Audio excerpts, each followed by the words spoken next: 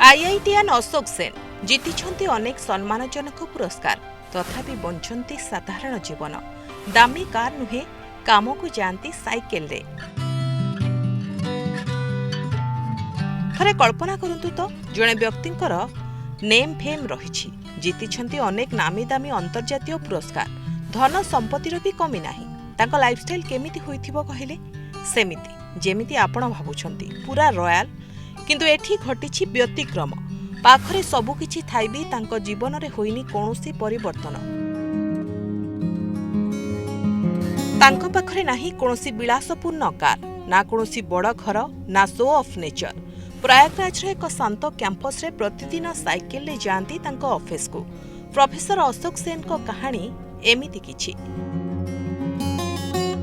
सीधा साधा पोशाक नम्र आचरण तांकु देखि केही भी केबे अनुमान करि परिबे नाही जे से जणे प्रसिद्ध वैज्ञानिक जे विश्वर सबुठारु प्रतिष्ठित विज्ञान पुरस्कार मध्यरु गोटिए जीतिथिले। एई पुरस्कार एते बड़ जे जहार पुरस्कार राशि नोबेल पुरस्कार अपेक्षा प्राय 3 गुणा अधिक।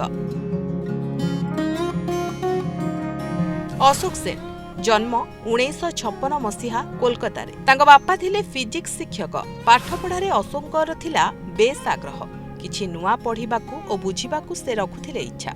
से बंगाली मीडियम रे स्कूल शिक्षा समाप्त करिथिले किंतु कॉलेज रे तांको इंग्राजी रे पढ़िबाकू पड़िथिला जहा आरंभरू तांको कष्ट लागिथिला।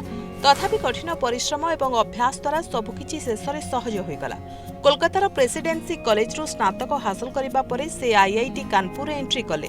एक नुआ सहर को स्थानांतर एक प्रमुख निष्पत्ति थिला किंतु एहा तांको जीवनर एक गुरुत्वपूर्ण मोड़ प्रमाणित हैला। आईआईटी पर से उच्च शिक्षा पई अमेरिका जाइथिले। सेठारे से तांकर पीएचडी समाप्त करिथिले एवं अनेक प्रमुख गवेषणा केन्द्र रे काम कले। अधिक दरमा एवं एक उज्जवल क्यारियर रो रास्ता तांको आगरे थिला किंतु जन्म माटी पई से सबुकु करिथिले प्रत्याख्यान। विदेश रे अधिक दरमा भल पदवी को ग्रहण करिनथिले अशोक सेन भारत फेरी आसिले। शेषरे प्रयागराज जीवा पूर्वरु से मुंबई एक गवेषणा केन्द्र रे काम कले। 1990 दशक से पदार्थ विज्ञान रे एक अद्भुत कार्य करथिले जहा वैज्ञानिक चिंताधारा को मौलिक भाव में परिवर्तन करथिला। स्ट्रिंग थियोरी बुझामणा को आगु को बढ़ाइबारे तांकर गवेषणा अमूल्य प्रमाणित हैला। फलस्वरूप तांको कार्य सारा विश्व रे आलोचना एवं प्रशंसार विषय पलटिथिला। 2012 रे अशोक सेन को मौलिक भौतिक विज्ञान रे प्रतिष्ठित ब्रेक थ्रू पुरस्कार प्रदान करा जायथिला जहार पुरस्कार राशि प्राय $3 नियुत थिला अर्थात भारतीय मुद्रा रे जहा 27 कोटी रु अधिक।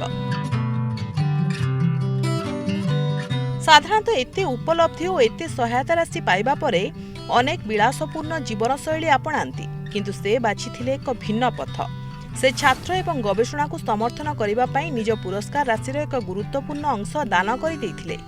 बड़ कथा हेउछि पुरस्कार पाइबार परदिन से तांको साइकेल रे तांको कार्यालय रे पहुंचीथिले। खंडे चौक नहीं पुणी पाठ पढ़ा आरंभ कले।